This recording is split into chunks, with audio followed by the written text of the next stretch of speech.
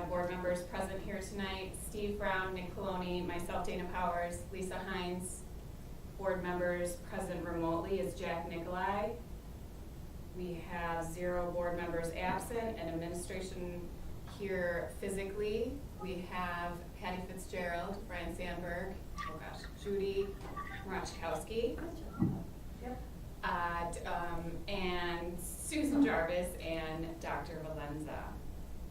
And Connie, I'm going to turn it over to you. Okay.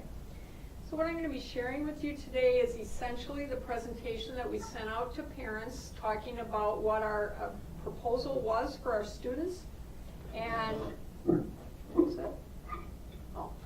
So what our proposal was for students, and I thought that was a little bit of a nicer way to kind of go through the proposal. And then there'll be some additional information following what went to parents for you as board members. I did send out information to parents today, inviting them to watch the live stream that we had around the tentative plan. But I also wanted to make clear to them and make clear to everyone here, we're not asking for a vote this evening. We want people to be able to contact you or to send information for our next board meeting before we actually make a decision. So this is really more an opportunity for the board to get their questions asked about the actual plan as I go through. And then I'm assuming that there will be some feedback that you may receive. I've already gotten some feedback from parents as I sent out the initial plan with the intention of the board taking a vote to potentially approve next Tuesday night at our regular board meeting of the month. So I want to talk a little bit about the process because it was pretty extensive, and I think one of the questions that probably comes up from time to time is, how did you get to that decision? How did you make that decision? Back in June, we spent a fair amount of time discussing what we kind of learned from the 2019-2020 school year. What went well, what were some of the concerns that were occurring, how did our parents kind of feel about that experience. And then we also sent surveys out to our families right around the end of June. We sent a more kind of involved questioning to our staff in terms of what their concerns were if we were to go to some of the different options that were out there. And then on July 1st, of course, we kind of waited till about July 1st because we had a new leadership structure coming on board. And so we welcomed Mrs. Patty Fitzgerald as our PK5 principal, and then really worked pretty closely from an instructional perspective with Ryan Sandberg as the middle school principal and Judy Marachkowski as our director of student services. The rest of the administrative team played a major role as well, but from an instructional perspective, we really relied on that kind of a little more smaller team to kind of put forth the plan for our students. In July, I've been having ongoing weekly meetings with Kenosha County Health Department every Friday morning. I wish they'd picked a different day, but Friday morning. And they give us an update both on what's happening within the county, and it's an opportunity for the local superintendents to ask questions about kind of where the health department is on things and what's been going on. We've been meeting pretty consistently as a leadership team to go over the feedback that we've received, kind of determine what our values were and trying to come to a decision on a tentative structure. We've had ongoing collaboration within the Westosha Conference of Superintendents. We then met with small teacher teams to discuss the proposed structure. That was over the last couple weeks. We held about 2-hour meetings, I would say, with each of our grade levels, and then with some of our other groups, like our student services group, our specials teachers groups. And those were lengthy, and we had an opportunity to kind of share what we were thinking and get, some tentative feedback from staff. I think that, there's no question, there's concerns. I mean, staff has concerns about how they're going to come back and what that's going to look like, and how can they, protect their own safety. And so to say that there's not concerns wouldn't be honest. And then we kind of finalized our proposal that we're presenting tonight. Tonight is the board information discussion. We sent out the family notification of the proposal, I actually sent it out today. I had intended to send it out tomorrow, but to give them a chance to kind of take a look at it. Obviously, there is a chance that there could be some changes that come out of tonight's discussion, but I wanted them to at least initially have what we were thinking. And again, with the goal of approving it at our next board meeting next week, Tuesday. And then if approved, then that kind of July 29th through August 5th window would be when we would be asking families to notify us of which of the options that we're going to be discussing tonight they would be choosing. So some of the values, things that we really looked for, we spent some time talking about what did we value as an administrative team and what did we think our parents were looking for. Obviously, keeping staff safe to the best of our ability was a huge factor in making our plan. Keeping our students safe was another factor. Supporting the academic needs of our students, but also supporting the social emotional needs of our staff and students, and supporting the needs of our families. I mean, we heard a lot from families about how difficult the kind of virtual schooling was. Many of them were essential workers and struggled within that time period, and a lot of comments about how difficult that time was for them. We recognize that students will need access to different levels of support to address some of those individual learning gaps that have developed and some that may have existed before and are now wider because of the time that they've spent away from us. We really wanted to try and provide flexibility and choice for our families. As we looked at the surveys, there was some very disparate, beliefs and feelings about things. Everything from, I'm an essential worker and I have to have my child in school, to my child goes to daycare when they're not in school and I don't really see what the difference is between that and this, to I'm terrified to send my child back to school. So a lot of different, responses from our families. And so we wanted to provide some of that flexibility, and we also wanted to, unlike last year where we had about 6 hours notice that we were shutting down, we wanted to have an ability to move through those options as infection rates and realities change.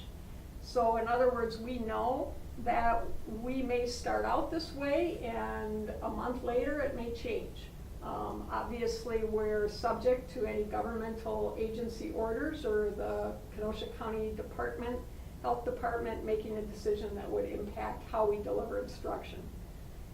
We spent a good amount of time kind of trying to identify some blue sky opportunities. I know that that sounds kind of funny in this world, but we said, how do we make lemonade out of lemons? How do we maybe, take this opportunity and try and make us better as a district and try and meet those needs of our students that maybe in the past we didn't hear so much about.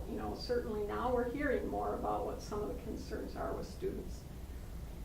Part of this proposal does have a fairly heavy financial investment, and I want to be upfront about that. We'll be talking about that at the end. But investing in temporary staff to reduce class sizes or student-adult ratios, we know that that's going to be very important for our students, for their safety, for our staff. I and we spent a ton of time wandering around this building, rearranging furniture. I felt like I was playing house the number of times I moved desks around in classrooms to see if I could get some social distancing put into place. We're seeking to limit the number of staff that are interacting with students during the day and limiting the number of students that are interacting with other students during the day. In my conversations with Kenosha County Health, you can imagine the typical question that comes up is, what happens if a student tests positive? What happens if a teacher tests positive? And their answer is always, it depends. It depends on how many students that student has been interacting with and how closely. It depends on if students have been wearing masks or not. It depends on if it's a teacher that's been in multiple classrooms. And so much of this plan, and obviously is not going to meet the needs and desires of everybody, but much of this plan is to try and narrow down the number of students that we would have to move to online if somebody's identified as positive. Trying to keep it to maybe one homeroom, or under a much broader scenario, maybe a grade level. But if you can imagine, for example, if one of our music teachers came positive, we could literally end up shutting down 4 or 5 grade levels. And that's, we really gave a lot of thought to that as we developed our plan. We had to recognize that there's limits to our control. There is no way that we could control for every possible scenario. And we also recognize that, as I've already seen in my inbox and email, there were going to be people that would be unhappy with what decision was made. We believed that we needed to provide personal protective equipment to our staff and students, but we also spent a lot of time talking about trying to avoid spending huge dollars on something that will go in a closet and never be used again maybe next year, let's hope.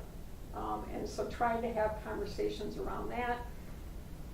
So all of that is really easy, right? I mean, it should have been very easy and quick then once we went through that process to come up with a plan. And I say that kind of tongue in cheek, but I will tell you that our administrative team, we labored over this. We talked a lot and worried a lot and thought through a lot of different scenarios. This is the parent preference survey that I talked about, or have been kind of the guided where we came to our decision. It was very consistent across grade levels and a pretty good participation rate. The 4K participation rate was lower, but that would have been brothers and sisters, so we wouldn't have sent it out to our new 4K. But very much in that vein of about 60% of families saying, we really need to get our kids back in school. We want that traditional school experience. About 30% of our families saying, our kids are missing that teacher contact, but I'm not comfortable, sending them back into a regular classroom. And then about 10% that were like, we're just not ready to come back. We also recognized this was the end of June, so that may have changed as COVID rates have gone up a little bit. But I want you to know that our plan can adjust to that. So if more families choose one of the options than we were originally thinking, we do have some ability to change in that plan or be flexible. Before I move on, are there any questions about process or? On the responses, again, give me a sense of percentage of the responses overall. So if you look, our class sizes are about 100, somewhere in there. Okay. So you can pretty much assume we're at about 90% in the 1 grade level, 75, 70%, a very good return rate. Very good. I think any researcher would tell you that that's good sample size. Excellent. I think what's interesting, like I said, is that consistency across grade levels. But more than consistency across grade levels, as you hear other districts talk about what their surveys have shown, also very similar. It just always seems to be somewhere in that 70% is saying, we want that traditional school environment. So what we've come to is a 3-option proposal, meaning our families would be able to choose from 3 different options. A little bit of confusion when it was initially sent out for some families, thinking that we were asking the board to make a choice between one of these 3 options. What we're saying is we would offer all 3 options, and then our families could make a choice based on what they believe best meets their needs. Now, all of this is dependent on us not being shut down. So we could go through all of this, deliver all these options, have our parents choose an option, and the day before school starts, realistically, it's possible that Kenosha County, the state of Wisconsin, could say, nope, everybody's virtual. So this is our plan at this moment, but certainly we're going to be watching, if there are things that might impact that plan or change it. Does the Kenosha Health Department have things in place that we absolutely have to do, or are they all suggestions? So at this point, they have more suggestions as it relates to schools. So they have, for example, a highly recommended mask requirement but there is not a mask mandate for Kenosha. And so you'll see us mention that. That could change. A lot of communities now are looking at a mask mandate. Kenosha County, so if you look at the city of Milwaukee, or if you look at Dane County, they have made some decisions that impact the entire county. So it is very possible that Kenosha could make a decision that all schools are virtual. I don't anticipate they will, but they would have the authority to do that. So our plan, the three options would be the traditional in-school learning, but not really the exact, kind of if you try and go back to next year, it wouldn't look exactly like it did last year. The other option would be blended learning, which is kind of that combination of in-school and virtual learning. And then the third option would be a fully online virtual learning option. Like I said, I was at a CISA 2 Board of Control meeting last night via Zoom. And before the meeting started, we had a discussion about what other districts are doing. And I'm talking about the members of the Board of Control and in their particular school districts. And the vast majority were either looking at the traditional model or virtual, perhaps blended, but none of them except for one, there was only one that was looking at a model similar to ours. So, and there was a lot of disparity among some of the boards themselves about their decision. So I thought it was interesting that there's obviously this discussion among all the boards within CISA 2, and I would assume that's happening across the state. Yeah, I think, I've been meeting, like I said, with the Kenosha County School District superintendents. I've also been meeting with kind of the Westosha area superintendents. And what I've seen is that, many of the districts around us at this point are looking to do some in-person learning. The ranges tend to be from total in-person, 5 days a week with precautions and that type of thing being taken, with an online option. Some are looking at blended for some of the older kids and then total in school for some of the younger kids. Under our option, though, we are asking our families to commit for the semester. And the reason for that is we'll have to come up with class lists. We'll have to determine, who are working with a blended teacher, who would be working in that traditional environment. So what we're saying basically is this model won't work if you have families who are doing online for 2 weeks and then say, you know what, my kid's getting to me. They want to go back to school. We'd like to move into the traditional. We probably won't be able to accommodate that at that point. Or, for example, if there are health reasons involved, then yes, we would probably move a student into an online kind of learning center. So unique circumstances, yes, but for the most case, we're asking our families to commit for the semester. All options require a full day of staff planning and professional learning on Wednesdays. And a little later on, I'll talk about why that is and why that's so important.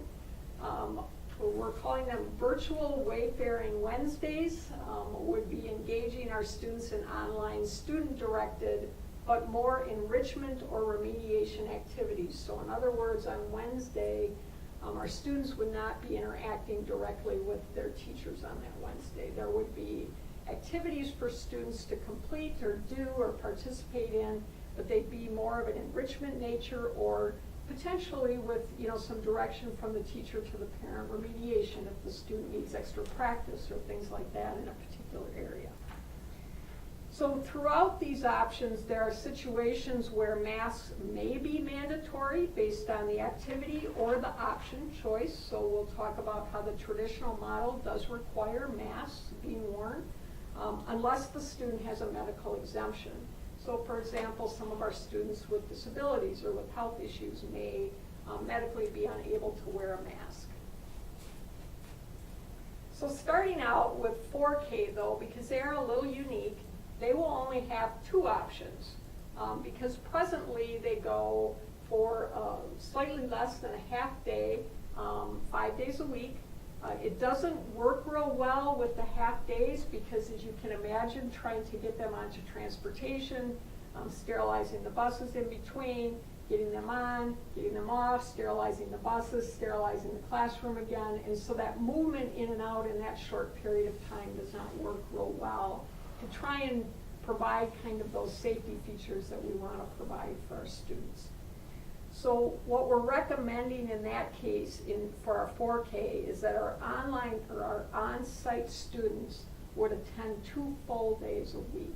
So either Monday and Tuesday or Thursday and Friday for our 4K. The teachers and the teacher assistant would have up to 16 students in our spacious 4K classrooms. If you've been in there, they're very good size. I'll actually have some pictures. You can kind of see what we've set up in there.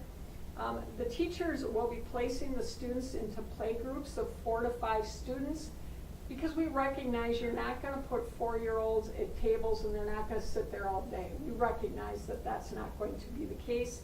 But we also want to limit the number of students that they're working with and interacting with closely.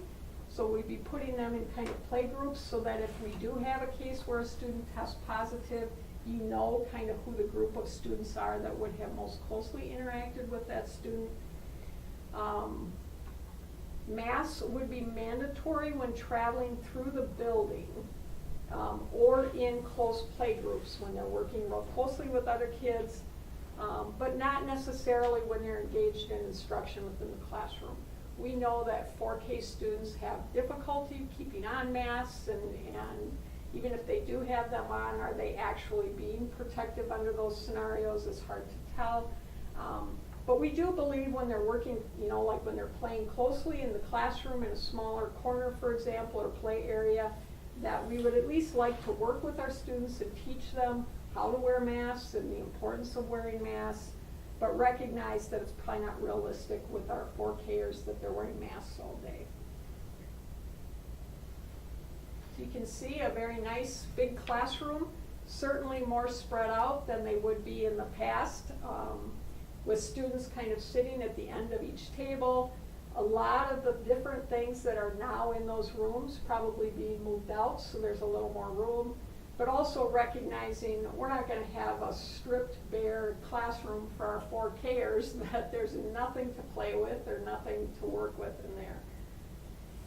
You can see we're going to be working out these little kind of student shield dividers, similar to what you're seeing at the table, that will go between if, for example, a teacher needs to work one-on-one with a student, and so there is that little added layer of protection.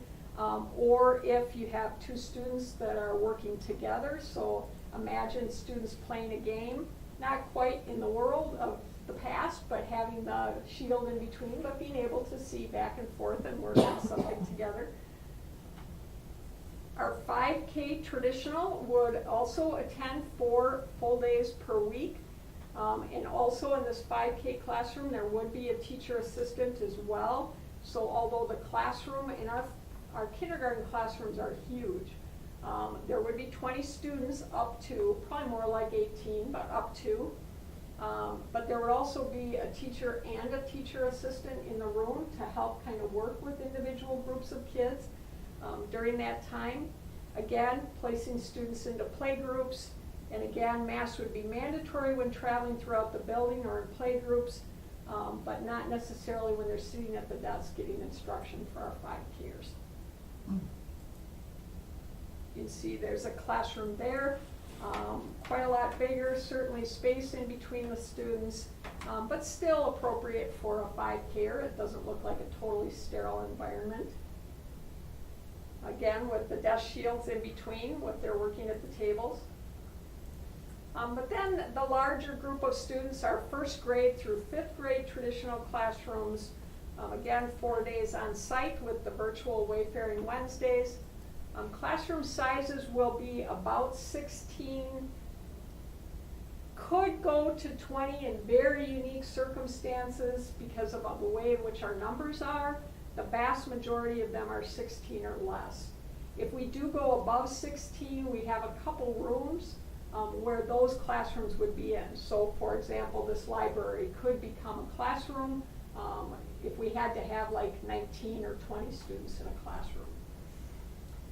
Students will stay in their home with their homeroom teacher for the majority of the day to limit exposure. So in other words, kind of in that cohort model, all students in the entire grade level would share kind of the same core class schedule. So when one class is having math, another class is having math, the other class is having math.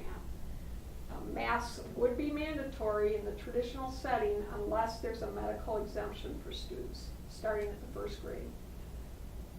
In C, this would be more your traditional classroom that you're probably used to seeing, desks spread out at pretty close to that 6 feet, but not quite. And that's why we're saying we're not able to really do the social distancing. Also because the students will be in there a significant amount of time. If they were just in there for 15, 20 minutes, maybe not as big a deal, but if they're in there for a couple hours in that classroom, that's where some of the concern comes in. So that would be why we would be mandating the masks in those classrooms. This classic first grade room. And then our 6th through 8th grade traditional, we spent a lot of time talking about how to do that, knowing that you have middle schoolers and presently those students have different teachers for each of their classes. But we also knew that if you had a student who tested positive, you didn't want a scenario where they'd been in 7 different classrooms for an extended period of time, and now every student in each of those classrooms ends up going on quarantine. So again, the 4 days per week, in this case, classrooms pretty typically 16 students. Students would stay with their homeroom teachers for the majority of the day. That's a big difference for our 6th, 7th, and 8th graders. The classes would actually be live streamed by subject area into those homerooms, and then the homeroom teacher would provide support. So let's say at 7th grade, you have a science teacher. The science teacher is teaching their homeroom, but also being videoed and live streamed to each of the 5 other homerooms that are going on at the time. The homeroom teacher may not be a science teacher, but is there to provide support for the students. Students have questions to help them work through the activities. And under that scenario, although that's maybe not ideal, we kind of said, so what are the blue sky kind of things about that? Well, in the past, you might have a student who's sitting in a class who doesn't understand the teacher and what they're teaching. Under this scenario, you have the teacher teaching the class, and you have another teacher that's there to provide support for students if they're having trouble understanding, or if the material is difficult for them and they need some support. Now, all of that doesn't mean that we still don't have support for our special education students that might, that would be over and above that. But again, trying to balance out, obviously that concept of not being able to move from classroom to classroom is a negative, but are there some positives in this model as well? And we believe that there are. Classes, again, like I said, would be live streamed. All students at the entire grade level would share the same core class schedule. So again, when for example, 6th grade would have science at the same time, all of the 7th grade would have science at the same time, and so on through the 3 grade levels. Again, in the traditional setting, masks would be mandatory unless there's a medical exemption. See again a picture of a classroom there. A little bit older classroom, this would be one of our 6th grade classrooms. The only difference is you would have the shield in between. And then we talk about our blended online. So this is a little more confusing. A lot of people are like, well, what does that mean? Under the blended and online option, the students would have 2 days on campus and then 3 days virtual. Or there may be students in that classroom that are total virtual. So what we would try to do is that a teacher would typically have 20 students. If they're all blended, you'd have 10 on Monday and Tuesday, The other 10 there, and the other 10 would be doing online, so the class would be being streamed. The students who are online could actually view what's going on in the classroom during that time. And then Thursday and Friday, the other 10 students would be there, and the Monday, Tuesday students would be at home, and it would be being live streamed to them. This would also become likely our online option. So if you think about an online student, you might take that teacher and they might have a total of 12 students in their blended class that are there or attending, so 6 one time, 6 the other 2 days, and then you might have another 6 or 7 that are total online that are being streamed to all the time. And we really felt that this was kind of the best scenario for our online, because that concept of just putting up like some things for students to go to and do the work was not very successful for our students. They didn't necessarily have as much of a connection to each of the different teachers. Under this scenario, you'd actually have that teacher to connect with, and the teacher would have a limited number of students, but would, as we've said to our teachers, it would need to be a teacher who was pretty comfortable with having a camera on them most of the time, pretty adept at technology in terms of working with the students. So how does that work for different math levels, different reading levels? So we've been working on that. So again, like at the middle school, for example, we have students who are taking the grade level above them. So math is the most typical one where we have that going on. And so at the middle school, we scheduled all of our math. So 6th, 7th, and 8th grade will actually have math at the same time. So let's say, for example, you have a student who is doing 7th grade math, but is a 6th grader. They would have their Chromebooks, so what was going on in that classroom was there, and they would have a set of headphones, so they could participate in that class that would be a grade above them, while the other students were participating in the class that's at their grade level. I don't know if there's anything you want to add to that, Ryan? No, I think that's pretty much exactly kind of how that would look, and we're still kind of working on the details on that, but that's the exact idea basically. Again, if you've got a student that's in the 7th grade math in the 6th grade classroom, it would just be streamed on. That student would just click a link and then be able to live stream into that. And if it's a live stream, and since they're like doing a Google Meet or it's live streaming, they would still potentially be able to ask that teacher questions, or either on like a typed chat if they had a question, or actually verbally as well. So.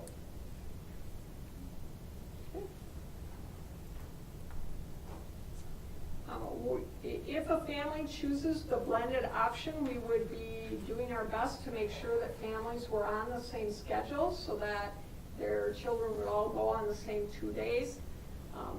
This is where it's a little different. So masks would be required when working directly with the teacher in common areas or in small groups.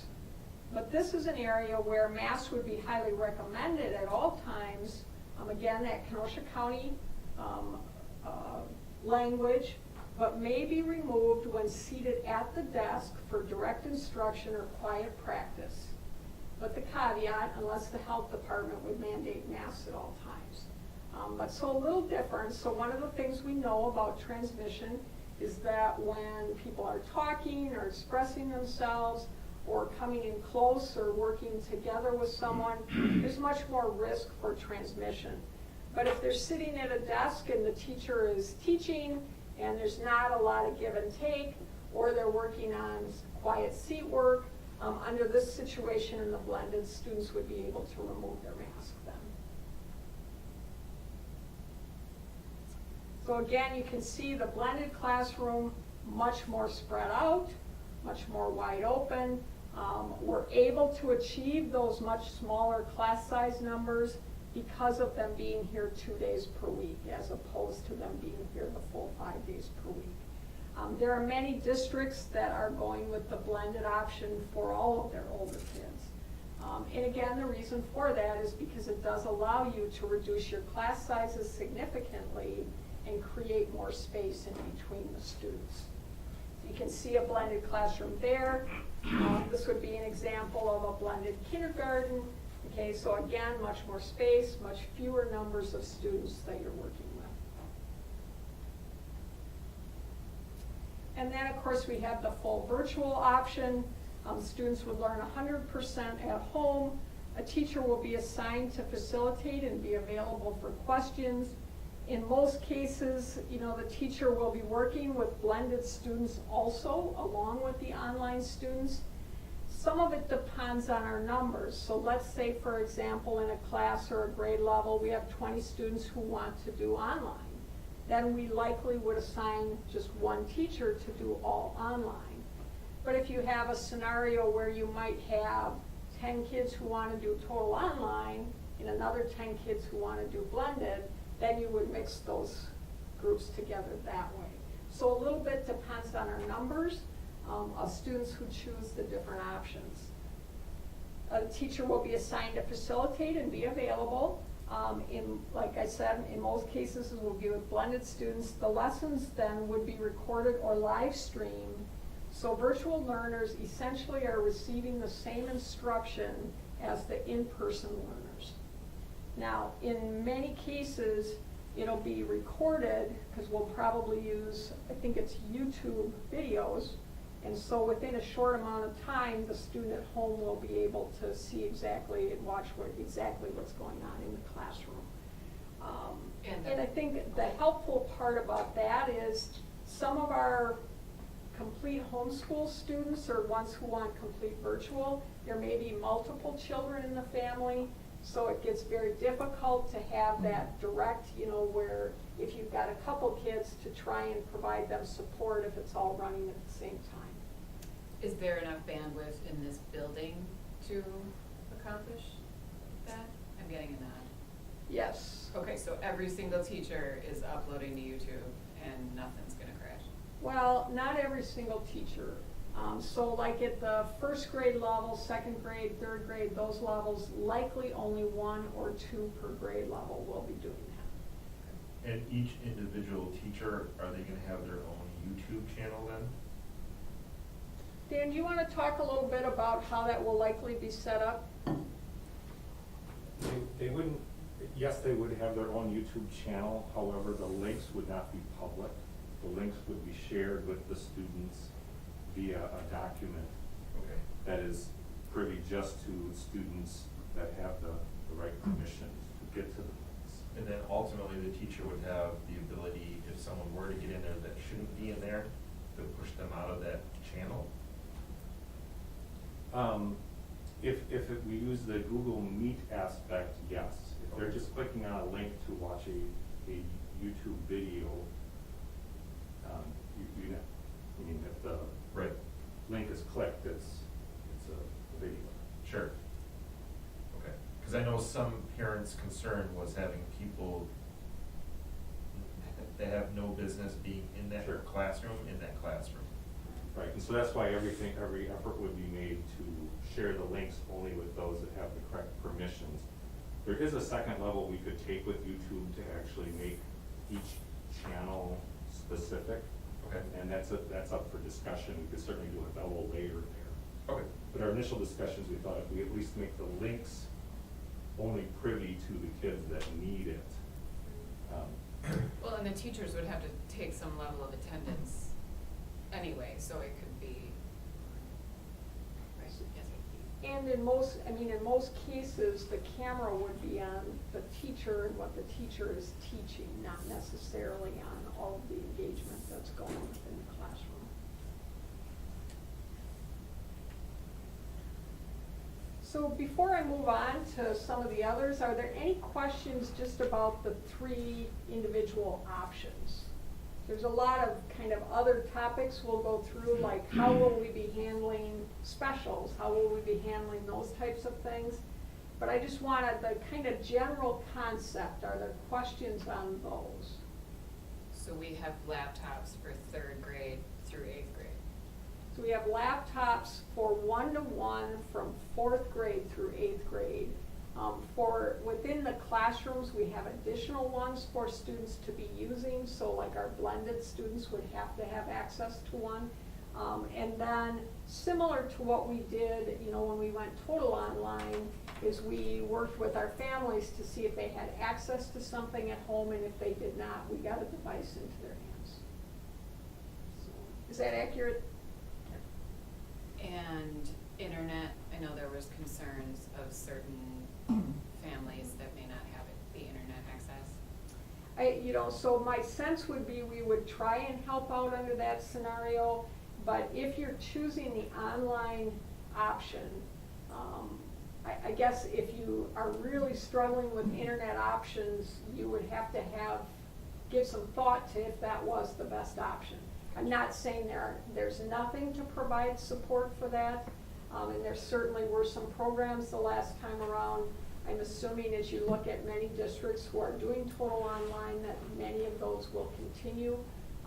But that would be something that we can help to a certain extent, but we're not able to completely fix under those kind of circumstances. And then in the event that a classroom is told to stay home, then they go to 100% virtual with their same teacher? Yes. Or- So, I mean, in most circumstances. So, unless that teacher was, for example, the one who was identified with COVID and has COVID. So it depends on the scenario, but the goal, the best case scenario, and that's one of the reasons we talked a lot about why we like this model, is it would allow us to move pretty seamlessly then to online. Our teachers would be much more used to that. We're going to talk a little bit about what the purpose of those Wednesdays are, so that will make it much more accessible for a teacher to move automatically into online if that's what we need to do. So we really felt that if the whole school had to go to online, our teachers would be in a much better position at that point than they were certainly last spring. But if a grade level or if a specific classroom went online or had to go online, we feel like we're much more able to deliver that and react to that as that would happen. So again, the ideal scenario, let's say a student tests positive. So then the remainder of that class, the health department makes a decision based on circumstances that class needs to be on quarantine. Then the teacher would be on quarantine, and that's kind of the ideal situation because the teacher then could continue providing that discretion online. And then they would be virtual for the extent of the 14 day. days or whatever the case, whatever is recommended by the health department. And it would be an 8 a.m. to 4 p.m. thing, the kids would have to be in. It would be just exactly like we're doing in the blended model now for the virtual kids. So in that event, what plans have been discussed in terms of providing bandwidth and internet for those families who might not have it in their homes already because of financial issues? So we would have to work through that, just like we did this last spring. So, Dan, I know that at that time there were companies that were providing internet. I mean, some of it was a little bit complicated, but we believe that we'll be able to try and do that kind of mashup. We can experiment a little bit with kind of the hotspot type thing. The hotspots don't work real well for streaming video. I mean, they definitely have limitations to them, but we certainly would work with families to try and make sure that they have that online keep, like we did this spring. If I could keep asking my millions of questions. And maybe this is more for Patty and Ryan too, what sort of training has been put in place on how basically to teach a teacher to teach online? Because I know that was, So really great. Can I answer that with the next couple slides? Absolutely. All right. So one of the questions I'm sure parents have is, why can't students attend school on Wednesday? What's with this Wednesday thing? Some schools have talked about, well, that's an extra cleaning day. That's not why we would need to take Wednesday, although it's certainly helpful, as you think about the blended, to be able to do, not necessarily a more thorough clean, but a deeper clean, but that's not the reason for Wednesday. The reason for Wednesday is for us to be able to provide all three options to our families with, a level of integrity. We need to be able to keep our students within their homerooms throughout the day, which means that In the past, teachers would have preparation time built within their schedule, certainly not a lot, but would have some. Our teachers are not going to have that. Remember, we'll be talking about specials being, where the specials teacher will stream into the classroom. So our homeroom teachers are not going to be able to be away from kids much at all during the day. On top of that, we'll be talking a little bit later about our bus system. We're going to be setting up a system where our families and our walkers and our drop-offs come earlier, and then our bus kids come in. So there's going to be, our teachers are going to be starting early in the morning with kids coming to their homerooms and leaving a little later in the day. So they're going to have next to zero time during the day other than to grab a bite to eat and maybe take a quick breath in there. So we, that was an issue in terms of that, but also really knowing that if we're going to pull this off, our teachers need that time to collaborate and work together. And so what we decided is, regardless of the platform chosen, if you chose online, blended, traditional, the entire grade level, including special education teachers, will plan together for all learners every Wednesday. So that everybody's on the same page as to what's being taught, so that teachers know, like, for example, if we do have a teacher that gets sick and isn't able to teach, we've got a team that's planning that instruction instead of just that teacher individually. Teachers will have common learning targets and common assessments. The practice opportunities may look a little different for in-school and at-home learners, but instruction would generally be the same.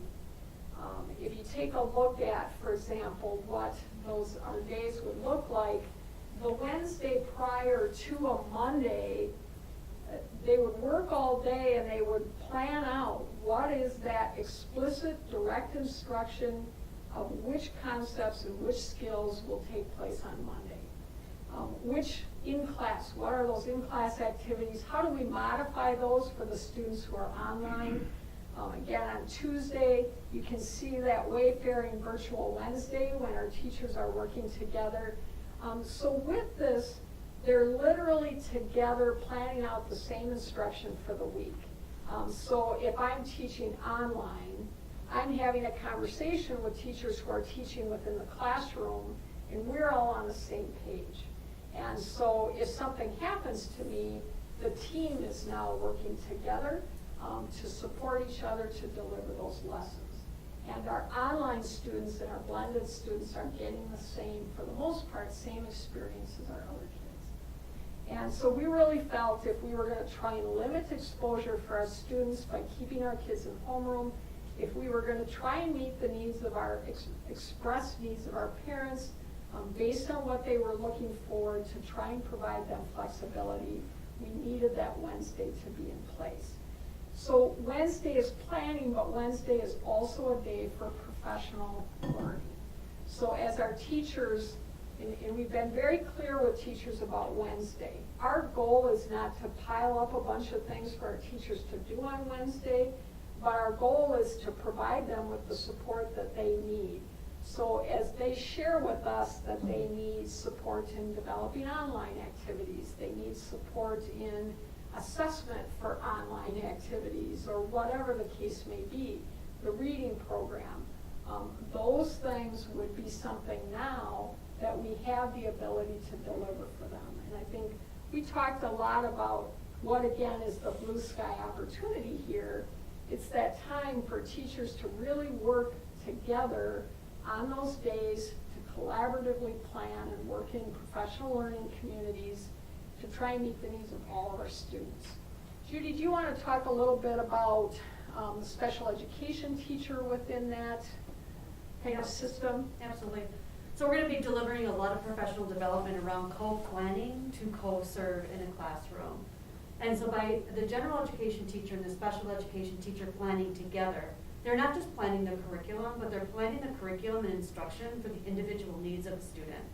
So if Ryan and I were sitting down and he was talking about a math lesson that he was going to be delivering, we would also then be looking at each individual student who may be having a difficult time accessing that lesson and then breaking down those barriers and actually planning for those barriers. Then we can identify which one of those barriers can Ryan automatically do. So if it's a matter of preloading some vocabulary, for example, Ryan can say, yeah, I can do that. That's not a problem. I don't need you there. So unless it's a skill that he absolutely needs me there for, as the special educator, I wouldn't need to be there. So we're co-planning and co-serving through that model.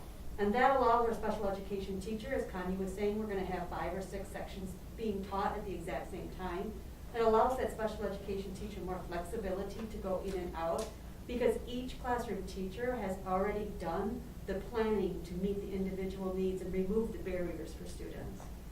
And that Wednesday is really what's going to give us the opportunity to do that. It's really cool. Were the teachers a big fan of that?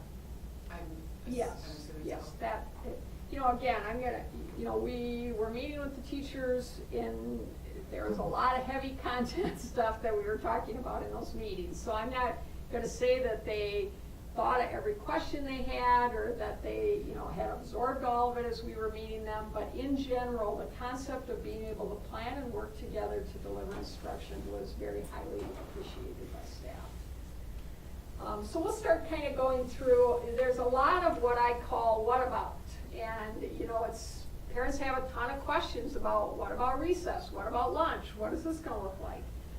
And we're going to try and answer those, but we also recognize that the real heavy kind of nitty-gritty planning comes into effect once it's been approved.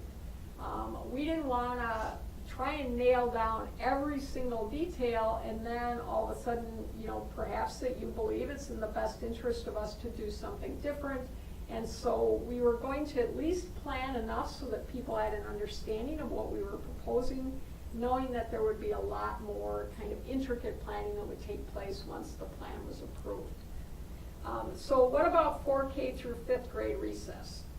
Students will have 30 minutes of recess scheduled per day. The homeroom teachers will be partnered with another grade level team member so that you'll have 2 staff members with 2 homerooms, remembering our homerooms are about 15 students. So on the same playground, that does allow an opportunity for one of those staff members to quick use the restroom or take a quick break or something along those lines. The team will use the same playground, so in other words, at a large playground, you may have 2 homerooms. However, we're not going to be letting the homerooms mix together to play. Again, trying to limit the amount of spread or interaction that students have with other students. We may be working to assign kind of play groups so that kids can kind of rotate through some of the different equipment and things like that on the playground, but there will still be recess about 30 minutes a day for our students. What about 5K through 5th grade specials? So this is where it gets a little more interesting, trying to keep kids in kind of a cohort. Students will remain with their assigned classroom for music and art. The music and art teachers will record or live stream the lesson for the classroom teacher to show. So in other words, if we're doing music that day or if we're doing art, the students will be doing it along with the art teacher, but it'll be live streamed into their classroom. The classroom teacher will actually supervise the activity that's going on, and then the special area teacher will be working to get the materials and also grade and assess the different activities. So that's a little different, and I think, you know, we met today with our specials teachers. They had a little trouble kind of wrapping their head around that, but we're starting to get a little more creative and thinking about ways that they could do that by the end of our meeting. But again, that concept, if you think about 1st grade, 2nd grade, 3rd grade, 4th grade art, it's the same teacher that teaches every single section of kids.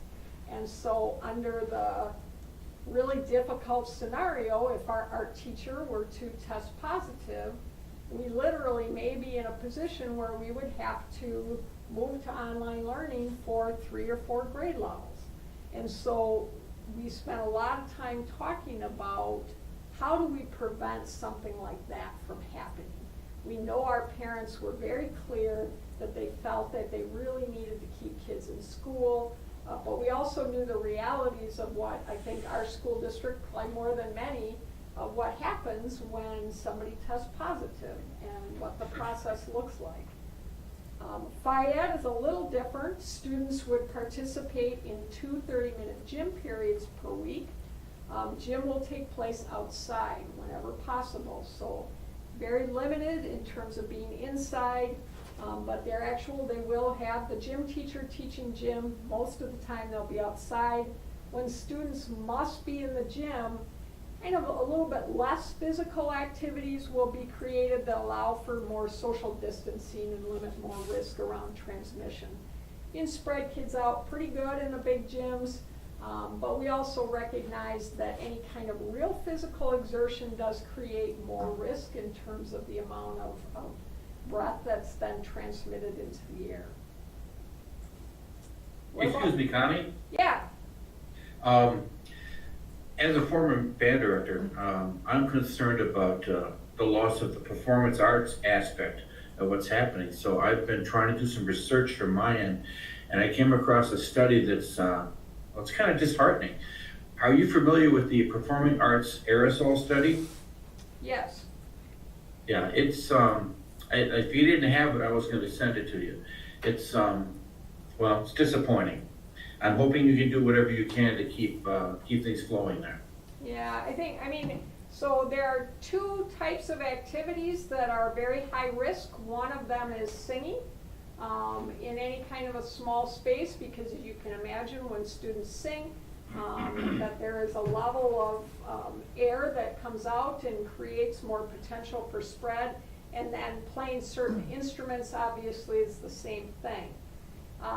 I think we're going to be it's going to be more difficult to do it at the lower levels.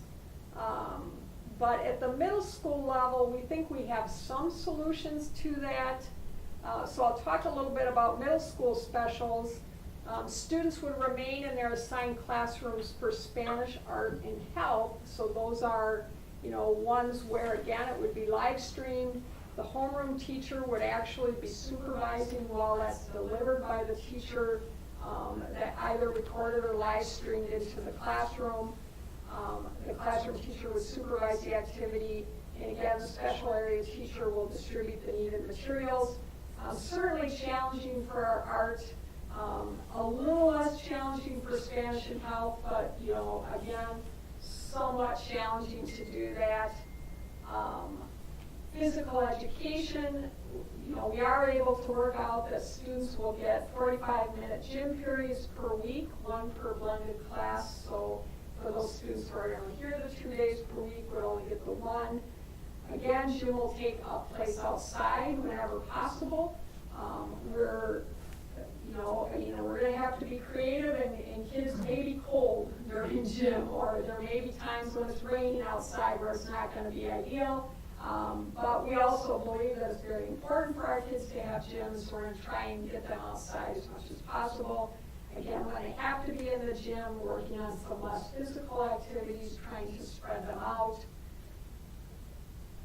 Music, choir, and band. We spent a long time, for the very reasons, Jack, that you talked about, trying to figure out how to do this.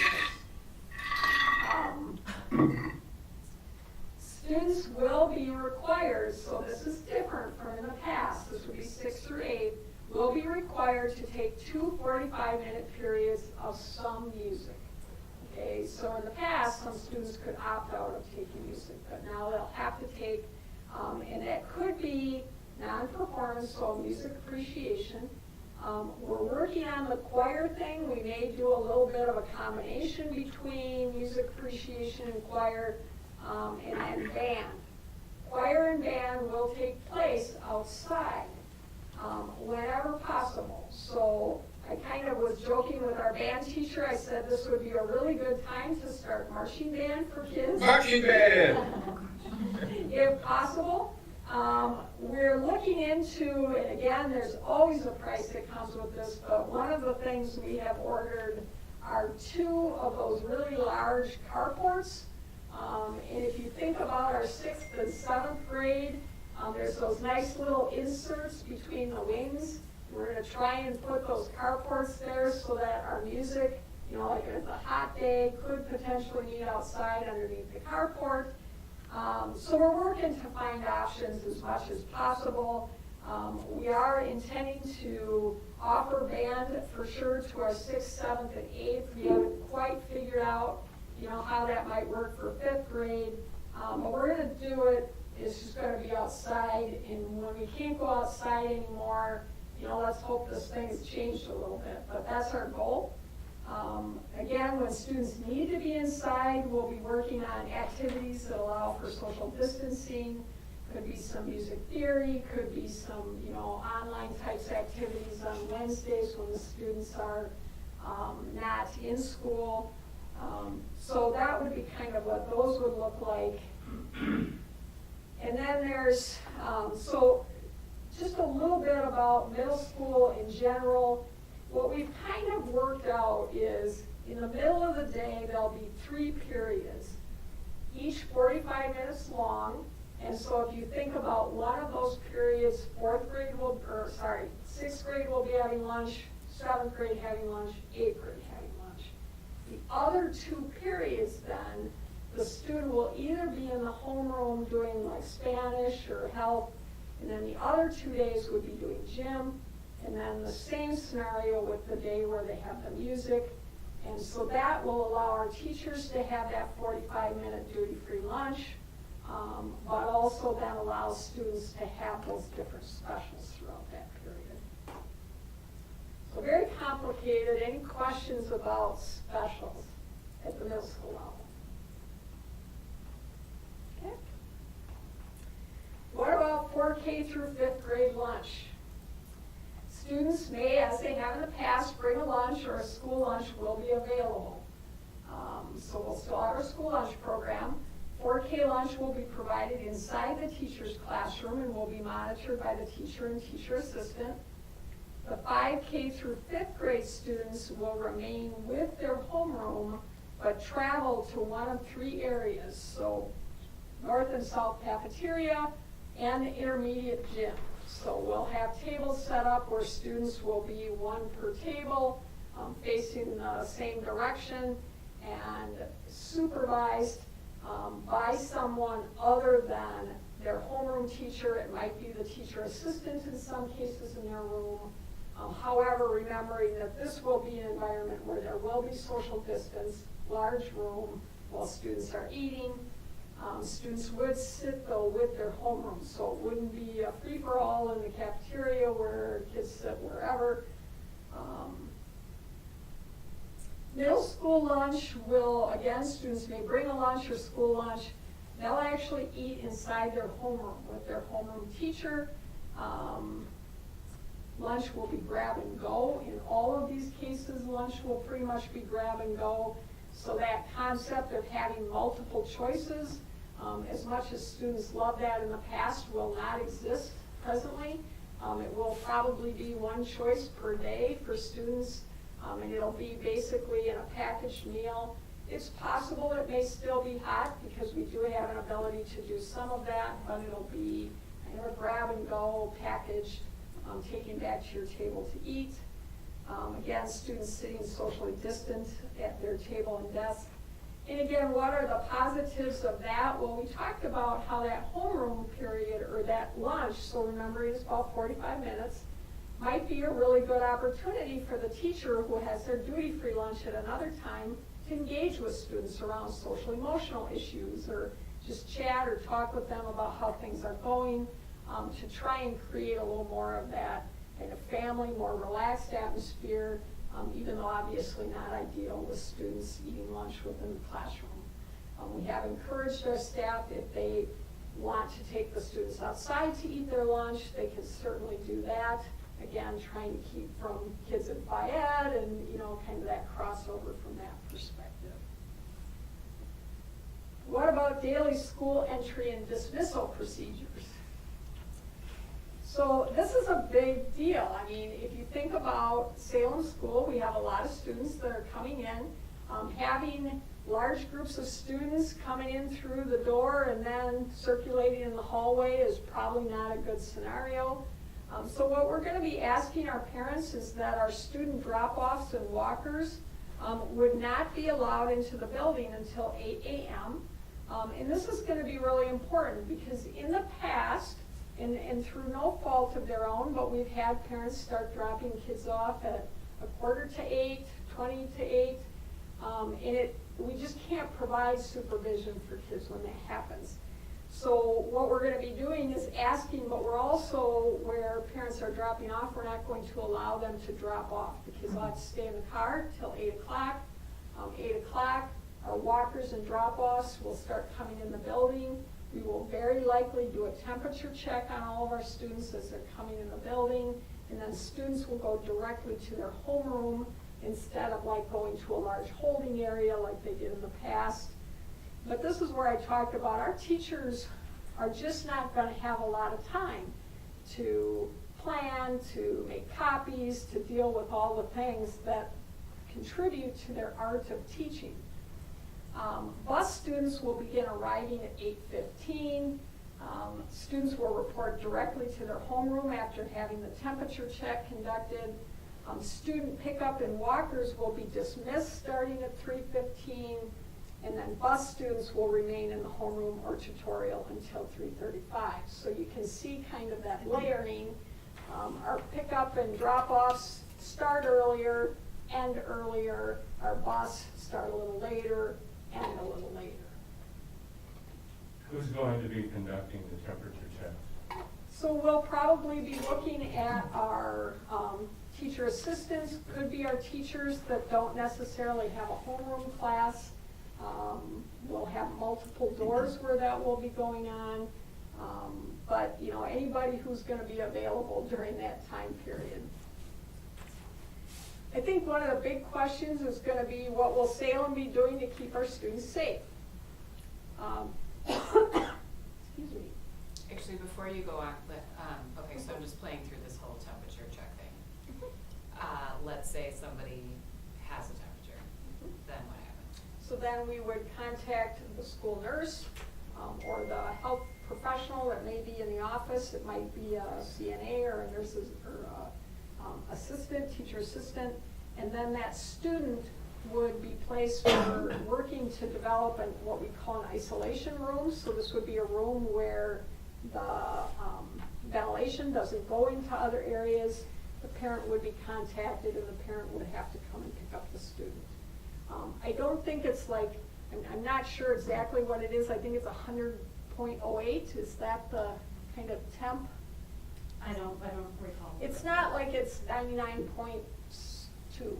It's like 100.08, but if a student does come in and they have that temperature, then they would be placed in the isolation room and parents would be contacted. You've probably thought through this, but things like if you have a heater directly on your face for the whole job. I mean, I'm just kind of thinking of those types of things. Yeah, and I don't know that there wouldn't be an opportunity to do a second check. I mean, so if that's the kind of scenario where that happens, but we also don't want to put our kids at risk and other kids at risk. So, I mean, typically in that scenario, I don't think that there's a problem with the student having a second temperature check once they're in the isolation room. So by 15 minutes later, the heater is no longer impacting their temperature. But again, we recognize that none of this is going to be easy for our teachers. None of it is going to be easy for our families. But we're going to do everything we can to prevent having to shut our school down. Well, really, the correct way to do it would to encourage parents to take the temperature of the children before they even leave the house. Correct. To get away from having that kind of scenario, period. Right, absolutely. And I think one of the things that we talked a lot about is there's going to be a lot of both parent and student education. I mean, we're going to be teaching students how to do hand washing. We're going to be teaching students about, how to cough appropriately. We'll be teaching lots of those types of things to our students, but sharing information with our families as well. I think you'll see later on tonight, one of the recommendations is we're going to be increasing the amount of health staff that we have available. Because we know our families are going to have lots of questions and we want to be able to provide for that as well. I think, as I said, one of the biggest questions I'm sure parents have is, what is Salem doing to keep our students safe? All staff will wear face masks, and some will wear shields in addition. KN95 masks, those are the definitely more pricey, more expensive masks, will be worn when extra protection is required. So example, spending time in multiple rooms. So you have, for example, a special education teacher who might be in multiple rooms. A substitute teacher situation where even though we're going to try really hard to use existing staff to cover in case of a substitute, but in that scenario, even if it's one of our existing staff members, we want to be careful for their benefit and also for the students in the class, so we'd be using the KN95 mask.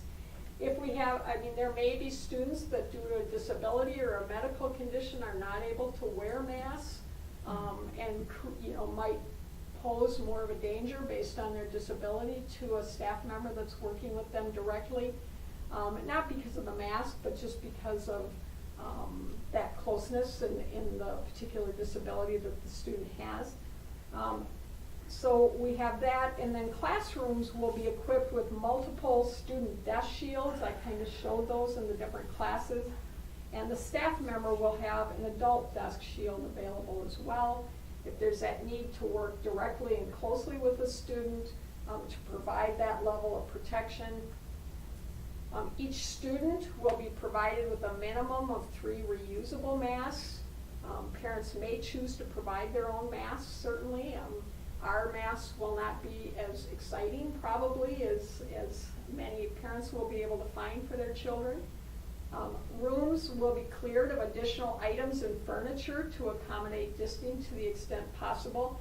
I think this was one of those where when we talked about this with our teachers, you could kind of see the face about, because they take great pride in making those rooms very welcome and inviting with lots of bright colors and lots of things that the kids love. And we're going to try real hard not to make them feel like, they're in these dull gray rooms. But we know that we're going to have to, in order to spread desks out and spread our kids out, do some work there. We'll not be having kind of that community supply. You used to have the bucket of markers. Obviously, we won't be able to do that kind of thing. And then extensive cleaning and sanitizing will be completed throughout the day, in the evenings, and then even more extensively on Wednesday and Friday evening or Saturday. So really trying to make sure that our facility is clean as much as possible. And we know, these are kids. There's no way that our building is going to be 100% all the time, but really making an effort to achieve some of those things. Directional signage will be placed to assist students in maintaining distance. Healthy student behaviors, for example, hand washing, will be taught and reinforced. When appropriate, student playgroups will be assigned to kind of limit the amount of interaction. Additional bottle filling stations were installed. Students are going to be asked to bring a personal water bottle to school with them because obviously the typical bubbler or fountain won't be able to be used. We purchased more of the bottle filling stations so that they're in the different halls, but students will need to bring their own water bottle with them. Paper towel dispensers will be provided as opposed to air hand dryers. It's kind of funny how you go through these scenarios because we pretty much took all the paper towel dispensers out and put in the nice energy efficient hand dryers. So now we're moving back into the scenario, but clearly the hand dryers are not a good situation in an aerosol-based type infection. Our PK5 students will be served prepackaged grab-and-go meals and seated in the cafeterias and gymnasium by homeroom to allow for distancing. Middle school and 4K will have their meal provided in their classroom. Visitors to the building will be limited. So in other words, there unfortunately won't be those kind of parent days that we've scheduled in the past with lots of kind of classroom volunteers coming in. Required parent meetings, so for example, IEP meetings, parent conferences, potentially open house, trying to schedule those virtually when possible. And I just want to note that this is not an exhaustive list. Other measures will be shared kind of on an ongoing basis as we work through all of the details of trying to open up. What about the bus? The bus is a huge, huge issue. We have worked really hard and tried really hard to come up with solutions there, and there just are not a lot of good solutions for the bus. We are a district that transports many of our students, partly because I don't know who the wise person was that built a school on 2 major highways. So under almost all circumstances, our students are eligible for transportation because of living within hazardous areas. So we transport about 60% of our students, so about 600 students. If you think about that, we run about 17 to 18 buses at a time, and those buses are full. We've asked Dousman to sanitize the buses following the Bristol and Central routes. We are a second-tier district, meaning they run routes for another district and then they come to our district. We are hopeful that they're willing to accommodate this request. We'll be facilitating that process by delaying our start time. So in other words, that's why we won't be starting with our bus kids quite as late, to allow that about 15 minutes in between to try and sanitize the buses. I've gotten confirmation from Central. I'm working and hoping to get confirmation from Bristol that they could potentially release about 5 minutes earlier so that we can have that time in the afternoon between to do that sanitizing. Students will be required to wear a mask on the bus, and we'll have assigned seats loading from the back to the front. In most cases, students will be limited to 1 pickup or drop-off location. So in other words, we have scenarios now where Thursday night, the student wants to get off with this friend. Tuesday and Wednesday, they get off at grandma's, and then they go to daycare on these days. We're going to work really hard to limit that to 1 pickup or drop-off in the morning or at night. But I want to be realistic and share with parents, we highly recommend that you provide your child transportation to school in order to reduce the risk of transmission. We know that that will not be able to be a reality for all parents, but I can't honestly sit here and say that we can create a bus experience that allows for social distancing. When you do that questionnaire, will it be We'll be asking. Okay. Yep. And encouraging at the same time? And encouraging. And I think that the other is too, is that it isn't real helpful for, I mean, I know it's not that it's unhelpful, but, you know, if you said to us, well, I only need transportation a couple days of the week, but I don't need it the other days. That's helpful, but it also, we still then have to determine a seat for that student. So it does, I mean, under those circumstances, the more situations where parents, at least for a while, just transport the students themselves. And I recognize, you know, obviously as a parent myself, I recognize that that is difficult, and there is no, you know, we recognize that that's just not going to be an option for some families. But I also feel like I would be remiss if I was telling parents that I thought I could provide social distancing and a really safe experience for kids on the bus. So with that being said, and we're encouraging parents or guardians to drop off children more so than the bus, obviously that's going to create more traffic in the morning. Are we encouraging our staff to possibly park further back out to that secondary parking lot to allow more parents to park, and so we don't have an issue on the roadway? And furthermore, possibly talk to the sheriff's department just to say, hey, can you have some presence in case during these times we start, because we, like you said, we're on 2 busy highways. Right. You know, things could get kind of nuts. So I think one of the things, and I kind of alluded to that, once this plan is approved, our planning really just begins. I mean, there's a huge amount of planning that's gone into this, but the even huger amount of planning comes after. And all of those things we've been talking about, for example, do we have just 1 parent drop-off? Do we look at multiple? So like one option, for example, which I know many parents will hate, But one option would be to have the primary on one side of the building and the middle school on the other side of the building during that time period. But then you may have parents who might have to do 2 drop-offs. That would be difficult, but I would also say that in many districts our size, there are multiple schools. So yes, it is multiple drop-offs, but at least it's within a pretty close. So we'll be trying to define for parents traffic patterns and how to do that drop-off. But yes, logistically, that's going to be difficult. We're going to have to work with trying to figure out ways to make that go a little smoother. Okay, thanks. And you know if the bus company will be doing any temperature checking of students when they get on the buses? No. No. If we were to do when they got on the bus, we would have to send an assistant on each of our bus routes to do that. And we actually talked about doing something like that, because as you look at some of the recommendations in that, but I don't have the staff available. Sure. I'd have to have 18 people that would go out and ride on the bus and come in, and I don't have it. What about extracurricular sports and clubs? This is a very sad kind of notification. Until further notice, all after-school activities have been canceled. West Osha Conference fall sports season has been canceled.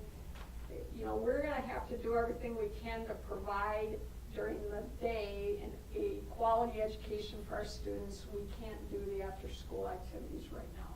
Doesn't mean never, but right now we're not going to be able to do that.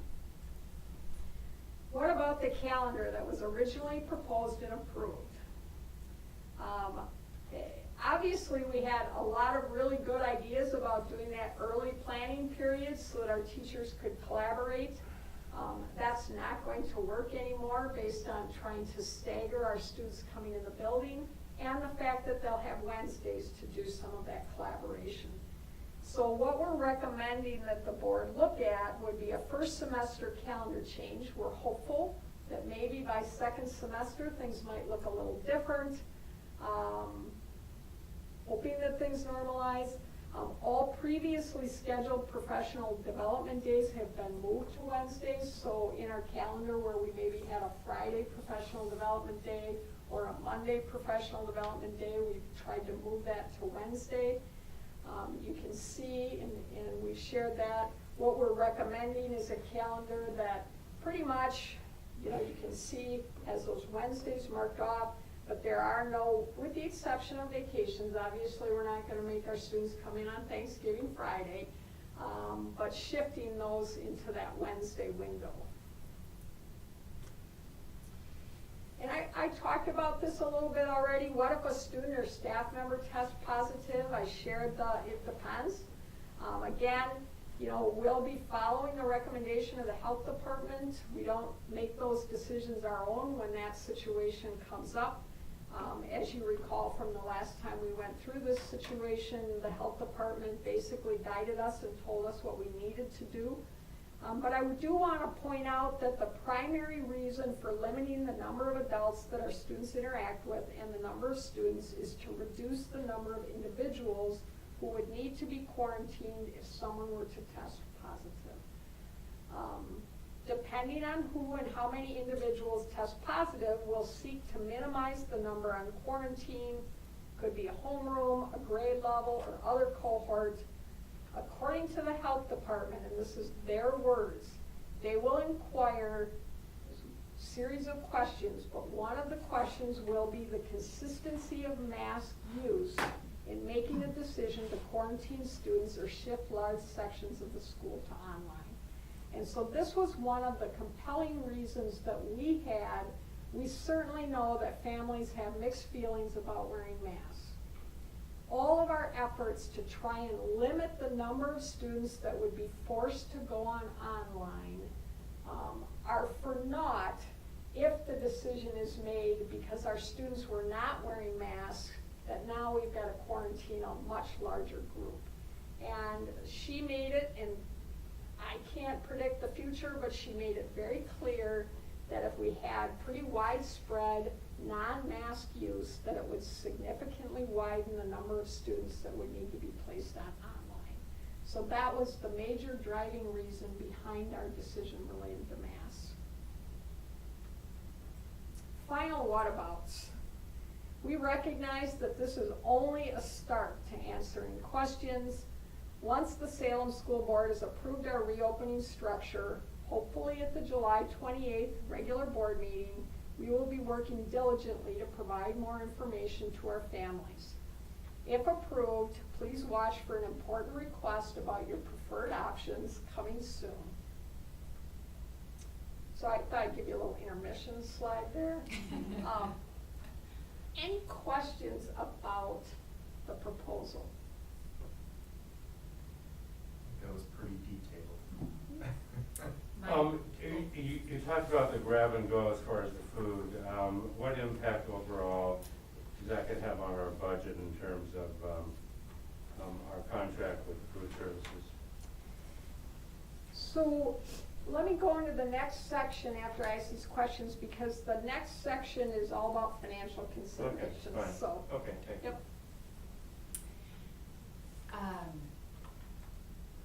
So this is a lot of information, Mhm.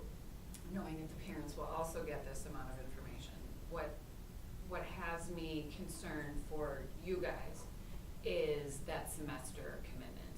Mhm. Because I can see a lot of parents saying, well, I wanna try, like you said, I wanna try this, but then what? So, I mean, what? And I don't have an easy answer for that, and partly because in order to provide all three options, we have to have some numbers to work with. So if all of a sudden we have our classes set up, we have someone teaching online, unless all 20 of those students miraculously decide they no longer want to be online, I may not have room to move those students into another classroom. So that's why that would become really important. Now, we're asking them to commit for a semester. Let's say some miracle happens and everything looks different in October. I mean, that's a different situation. We could certainly have a conversation then as to whether we want to go back to more business as usual. I will tell you, I'm very hopeful that by semester things might change, but everything I've been seeing and everything I've been reading tells us it may well be at least this school year. So, you know, options around changing, my thought would be if a student is in the traditional setting and now wants to go online, that's a little more reasonable switch. If a student is in a blended and wants to go online, a more reasonable switch. A student is in one of the online, might be possible to go into the blended, because remember we tried to set those blended classrooms. But I can't guarantee that, but I would say there are some moves that would be easier than others.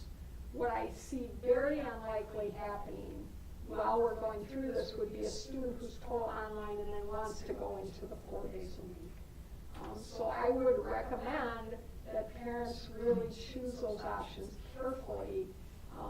And it isn't because I wanna, you know, just make things difficult for parents, but this is gonna be a huge scheduling job to try and make sure that we have, you know, all of the goals in trying to set those regular classrooms and make them safe is about numbers. And so there won't be any way really I can just change that easily.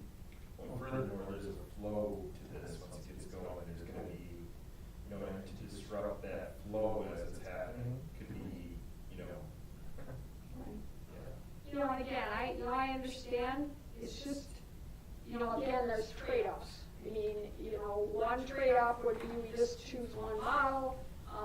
One trade-off would be, you know, where we're total online or whatever the case may be. If we're gonna try and provide three options for our parents, which not a lot of districts will do, there are gonna be some caveats to that. And one is gonna be, it's not gonna be easy to change what your selection was. Well, I would think some of these choices that are made, whatever you choose as a parent, it is either a health risk or something significant, a belief that you have. And I would think that they would work very hard to achieve that. So if it's an online situation, because there might be a health risk at home or for that child, it's pretty hard pressed to send a child into a large school, you know, so I would think you know, as a parent would make those choices very carefully and do what they can to make that work for a number of reasons, I would think. I mean, I guess you're gonna have scenarios where it just doesn't work. You know, like whatever they thought, maybe not that big of an issue, but just didn't want the exposure, and so online was the best, and it just isn't working. I'm sure you're gonna have those scenarios come up. And again, I think, you know, there are going to be scenarios where, let's say, for example, you have a student in traditional, and then all of a sudden there are some health risks that come in where they would, you know, have to move into online. There could be a scenario where we have a special education student, for example, that the family has chosen one option, and then for whatever reason, the IEP team meets, and that option is no longer something that is working or meeting the needs of that student, and a change is made. So I don't mean to say that there are never any circumstances where a change would be made, but it won't be easy for us to do that based on, you know, a parent kind of initially making a decision and then a little while later deciding, no, I don't really like that. And we're gonna try and work with our families, but that would be, I want to caution board members and caution families that it will be very difficult once that choice has been made. Because it does, as you said, put a lot of things into motion, and have us kind of, in order to achieve the goals that we have with trying to provide those three options, many of those qualities in trying to do that disappear if we have kind of rapid movement between the different options. I just want to thank the administration too, putting all this together. Like you said, it's pretty neat to have three options in a school district, especially one our size. It's definitely giving parents some choices to feel comfortable about one of the three. I think you can find yourself in one of those three easily, you know what I mean? So It is impressive work. Yeah. It's very easy to say we are 100% virtual. And I think that's where a lot of schools unfortunately are headed. So this is, even just the fact that there are three options is astronomical. So it's amazing, and understood how many hours have been put into it, but it's completely Well, worth it. and then the last, you know, as I would say to you, this could change tomorrow. Sure. I mean, I would caution parents, I would caution everyone. I mean, ultimately, if the health department were to make a decision that all schools were virtual, like the Milwaukee community did, or, you know, that type of thing, we would have to follow that. So this is, as long as we as a district have control and, you know, the health infection rates remain relatively around where they're at now. I mean, we certainly have the autonomy to pull back if we see things within our community changing rapidly. And that, again, would be a board decision as well, or in consultation. But as we see things right now, we believe that this is the best option for our district, and we believe, although it is not going to go smoothly, you know, I think we all sat around here thinking about that first day of school next fall and what that might look like. It's not going to be smooth as we try and make this happen, but we're committed to trying to provide a quality education for all of our students while addressing the concerns that our parents have to the extent that we can.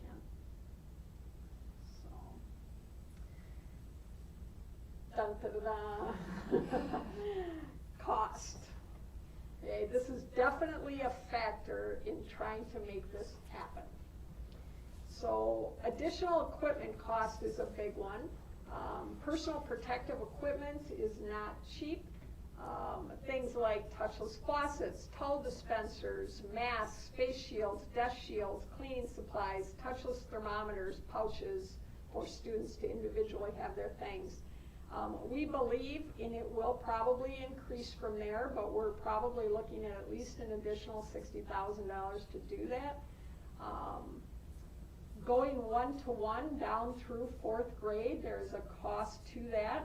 We've already spent that. It came out of last year's budget, but we purchased an additional 325 Chromebooks to try and get those in the hands of our kids, because we know how important, if we end up going to online, to try and keep kids in homerooms. All of those things are reliant on students having technology devices in their hands. Technology peripherals, and this is mainly to support our classroom with webcams, amplification devices for each of our teachers, dual screen monitors, etc., about $30,000. When I talk about amplification devices, one of the difficulties of having the kids spread out that far in the room is having kids being able to hear the teacher. And we believe that these amplification devices will help us during this time, but will help us long term. A lot of the research around student learning needs shows that students who have trouble paying attention, students who have, for example, learning needs or hearing issues, that the amplification devices support and help those students within the classroom. So there's a cost to those different peripherals. Staff cost will be considerable. We'll be adding at least one, maybe a couple teacher assistants to try and handle all of the lunch supervision and playground supervision and trying to bring kids into the school, supervision of the COVID room, if you will, or isolation room. There will likely be some additional custodial costs during the school year, and some health office staff increases also during the school year. We are looking to add, and this is where, in order to get our class sizes down into that 16 range, we're looking to add about 6 limited term teachers. That is if we can find them. So who might that be? It could be someone brand new out of college that would take a limited term position. We would start out posting it as the first semester, kind of on a limited term contract with potential to go through the school year. That prevents us from having to do some of the things like paying some of the Wisconsin retirement and some of those things on that kind of a position.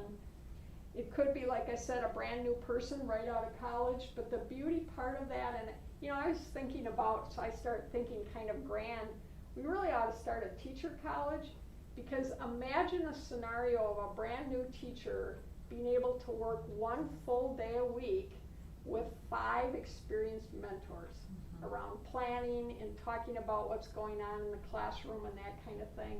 I mean, that's a really ideal scenario for somebody who's coming new into the profession, being wrapped around by all of that experience.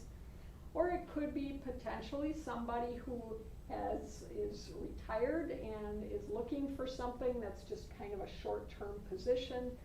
I don't know, and maybe I'm just being overly optimist, but I think that we can do that, and that will really help us bring our numbers down in some of those classrooms.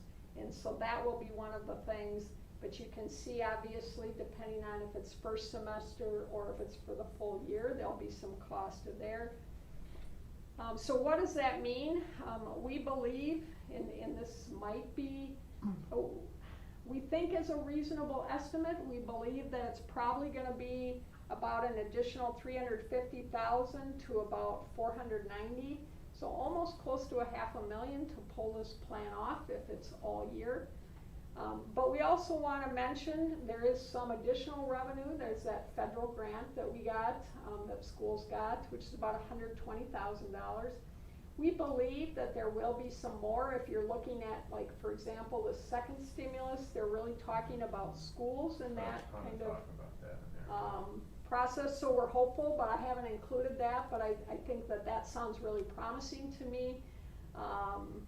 We had that, remember that decision that I really pushed around trying to pay off that loan, and thanks to Susan for her work on that. To pay that off, we're saving about $100,000 within our annual budget because we had that additional money from last year that we used to pay the full loan off. And so that takes about $220,000 off of that. So our ballpark kind of additional is about 130,000 on the low end to about 270,000. Now, it's not going to sum all of that up. We're gonna have to provide some additional support probably with Arbor Foods, for example, and trying to deliver the grab and goes and those kind of things. Hopefully able to use our existing staff. There are gonna be things that will come up that we have not anticipated, but there are every year. And at the same time, obviously, our summer school, we did not have the numbers there, so we'll lose some funding there. It looks like our enrollment will be down a little bit. So I really believe what I'm recommending to you is expensive. We are in a good enough budget shape to absorb it for a year. If we were talking 5 years, you would never operate this way. And I mean, I can honestly say that. I would never recommend that you operate this year. But I feel really strongly, and I think our parents would agree, that their children are worth this extra money. I mean, in this case, we're gonna do everything we can to bring our students back into school, to provide them the safe environment to the extent possible. And we recognize and hope that our community recognizes that this is money well spent. And so when I come to you, and I just want to be clear, this is not a cheap option. It's going to cost money in order to protect our students and provide them an education right now. So questions to answer, there's millions. Once the structure has been approved, we'll need to immediately request parent choices and begin building classes. We'll need to relook at bus routes clearly. We'll need to work through many of the whatabouts, including bathroom breaks, substitutes, itinerant staff, and unique student situations. We'll need contingency plans if we're not able to hire staff, and on and on and on and on. So I don't want to give you any indication that the decisions are done, anytime soon, or the planning is done anytime soon. But that's kind of where we're at. The next step, I would remind everybody out there, is the regular school board meeting next week, Tuesday, July 28th at 7 p.m. The school reopening plan will be on the agenda. I'll be placing it on the agenda for consideration of approval. And I just want to kind of put in there, we certainly want public to be able to provide us comments. We know there probably will be many. But they may be submitted in writing by delivering them to our board secretary, Diane Deegan, in the district office, or submitted via email to the address there. We'd ask that they be submitted by 4 p.m.